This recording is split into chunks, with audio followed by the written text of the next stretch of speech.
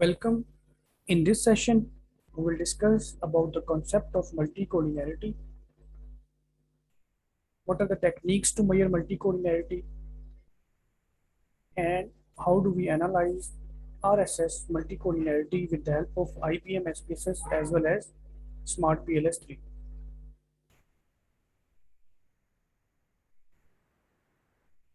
Multicollinearity is a state of very high intercorrelation among the independent variables. It is basically a disturbance in the data set and in there exists multicollinearity, the result comes from that data set will not be considerable as reliable. So, in simple word, we can say that multicollinearity is a high correlation between the independent variable. Multicollinearity can be assessed with the help of two techniques. The first technique is tolerance factor and the second technique is variance inflation factor, which is renowned as VIF. Both of these, tolerance factor and variance inflation factors, are considered as multicollinearity diagnostic tools. Tolerance factor. Tolerance factor is used in regression analysis. It is useful tool for diagnosing multicollinearity, which happen when variables are too closely related. Tolerance value less than 0.10 indicated that there exists multicollinearity in our data set. So the value of tolerance factor should be greater than 0.10 in our data set. Variance in inflation factor, basically VIF, is a measure of multicollinearity in a set of multiple regression model. VIF describe when two or more predictor variable in the regression model are highly correlated. So in general, a VIF above 10 indicated that high correlation in our data set which needs attention. There are threshold limit or acceptable limit of tolerance factor as well as variance inflation factor. So what is the acceptable limit of tolerance factor is the value should be less than point. If the value is less than 0.10, then there exists multicollinearity. So in this case, the tolerance factor value should be greater than 0.10. However, in case of variance inflation factor, if the values of any single item of a variable is greater than 5 or some cases it is greater than 10, so then we state that there exists multicollinearity. However, if the values are less than 5 or even less than 10, so we state that in our data set we do not have the issue of multicollinearity. So in a data set, if tolerance factor less than 0.10 and VF value greater than 5 or 10, then there exists multicollinearity issue. So the next step is that how do we assess multicollinearity in Smart PLS as well as SPSS. So in case of SPSS, at first we are going to analyze correlation analysis and then we are going to analyze regression analysis. So in order to analyze the correlation, at first we are going to open our data file in IBM SPSS, then go to Analyze tab, select Correlate, click on Bivariate. So there opens a dialog box, select all the variables and then click OK. And then we need to follow some basic steps for assessing, analyzing correlation analysis. So the basic purpose is that whether the correlation has taken place due to multicollinearity or not. So once we determine correlation analysis, then we assess multicollinearity with the help of regression analysis. So for that purpose, go to Analyze tab, select regression, click on linear. So there open a dialog box, select and put independent and dependent variable in their respective boxes. Then click on statistics. We are having multiple options there. Just only select collinearity diagnostic and then click OK. There appears an output window. We need to follow some basic instruction for assessing and analyzing the value of VIF as well as tolerance factor. So similarly, if we are going to analyze multicollinearity diagnostic in Smart PLS3, there is a provision available. So at first we are going to launch Smart PLS3 and then develop. After uploading the data, we need to develop our research model. After that, go to calculate menu, select PLS algorithm, click on start calculation. So there opens a dialog box, select collinearity statistics, which is basically VIF beneath discriminant validity values, which is basically shown in the output window. In Smart PLS3, there provision available to diagnose multicollinearity with the help of VIF only. However, in SPSS, we are having the option of diagnosing multicollinearity with the help of VIF as well as tolerance factor. And finally, we need to follow some basic instruction for assessing, analyzing, and reporting VIF in Smart PLS3 step by step. So finally, we will practically demonstrate how do we analyze, assess, measure, and report multicollinearity with the help of IBM, SPSS, and Smart PLS3. So the tools available are variance inflation factor and tolerance factor. So at first we demonstrate IBM SPSS for analyzing multicollinearity. Have a look. This one is our data file. At first we are going to assess correlation analysis. Go to Analyze tab, click on Correlate and Bivariate. There we need to enter all those variables to whom we are going to analyze correlation analysis. So we are having 4 variables, these 4. Select all these 4. So the first variable, which is our first independent variable, is KE, stand for knowledge exploration. The second IV is TL, stand for team learning, and the third IV is team development, acronym TD. And our dependent variable is firm performance. So in this case, we are having 3 independent variable and firm performance as dependent variable. Just click on OK for analyzing.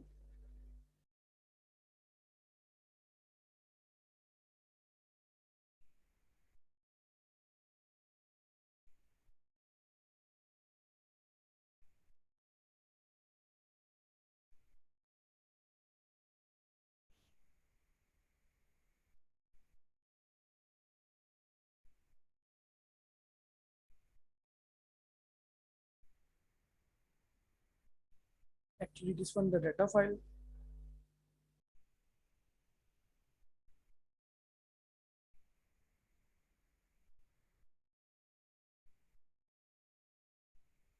Correlate bivariate. Select all those variables. Click OK.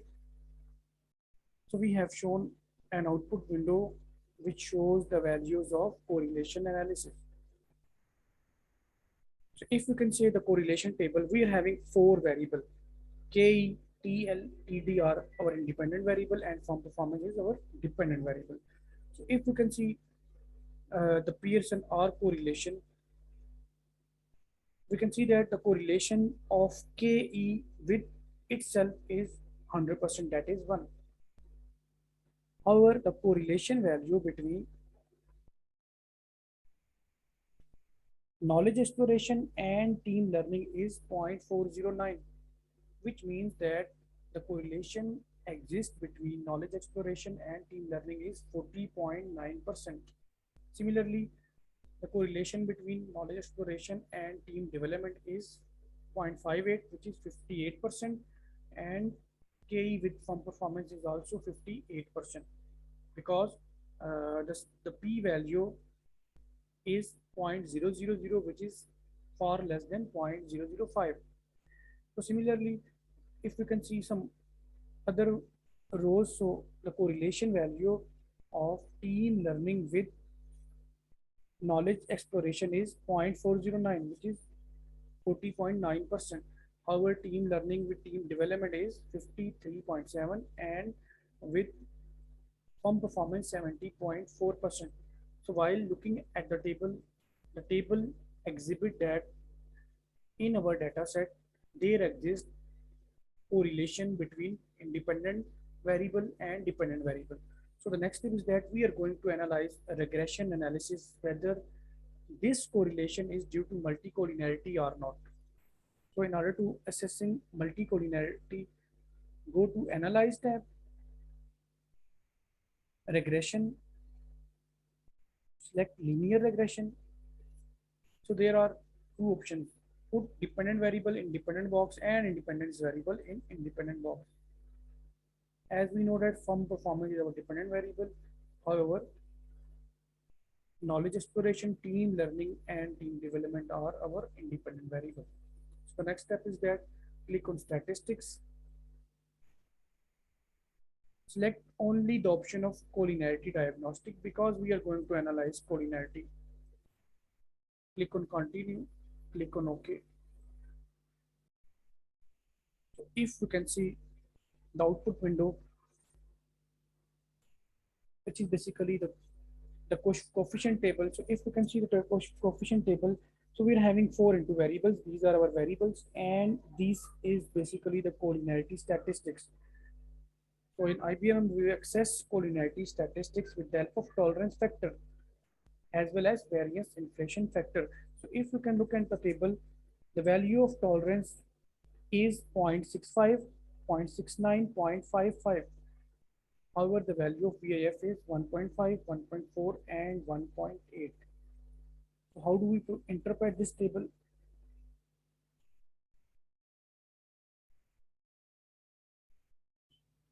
Just copy and paste into Word document.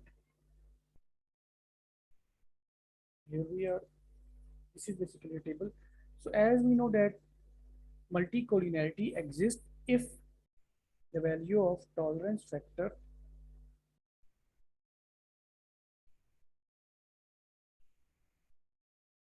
less than 0.10. So if we can see the outcome values 0.65, 0.69, and 0.55 are greater than 0.10. So in our data set, we state that there do not have the issue of multicollinearity in our data set because the tolerance factor value of knowledge exploration, team development, and team learning is greater than 0.10. And in case of VIF, if the value of VIF, one school of thought stated that the value of VIF is greater than 3.3, then there exists multicollinearity. So in this case, if we follow first school of thought, then the value of VIF 1.5, 1.4, and 1.8 also less than 3.3. So we do not have any multicollinearity issue. So another school of thought stated that the value of VIF, if value of VIF greater than 5, so then there exists multicollinearity. However, our output results are far less than 5. And the third school of thought stated that if the value of VIF greater than 10, then there exists multicollinearity.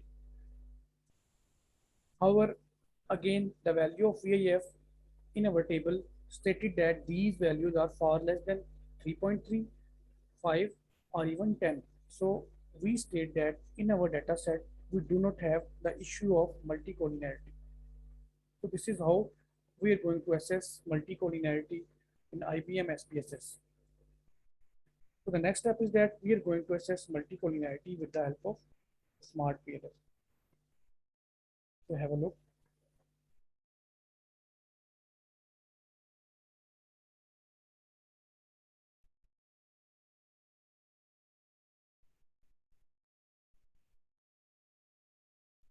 This one is basically the Smart PLS window.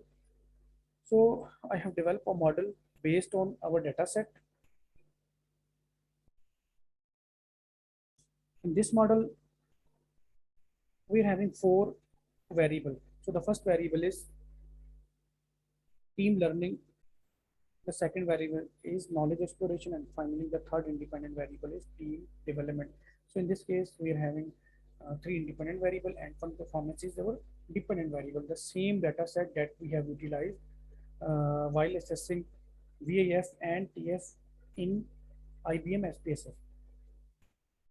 So the next step is that we need to go to calculate and then click on PLS algorithm. Click on start calculation. So the output window reflected.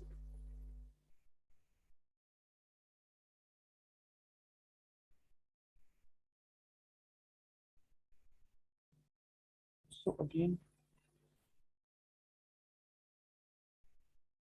we are having 4 into variable, 3 into independent and 1 into dependent. Okay, click on calculate, PLS algorithm, click on start calculation.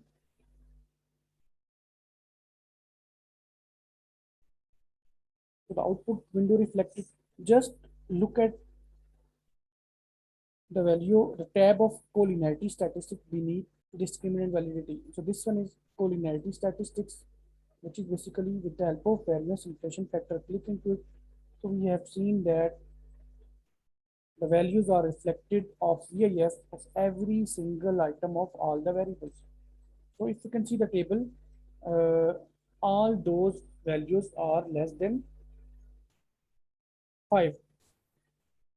So the greater value is 4.0, however, 3.9 is also closely related. These green values reflected that if we follow the first school of thought, which stated that the VIF value, if the value of VIF greater than 3.3, then there exists multicollinearity. So if we can look at all the green values, these values are less than 3.3. However, these values in black color stated that these values are greater than 3.3.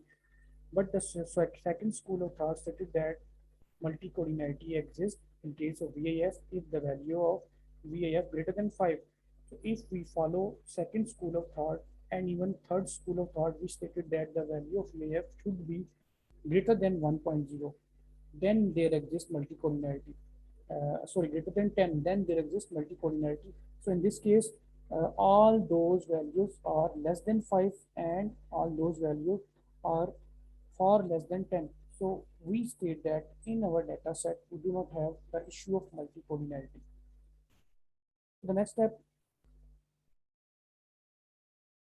look at few of the paper who stated that how do they report multicollinearity. This one, a paper, they stated that they have measured multicollinearity with the help of tolerance factor, and the values of tolerance factor are 0.85, 0.87, 0.81, and 0.91.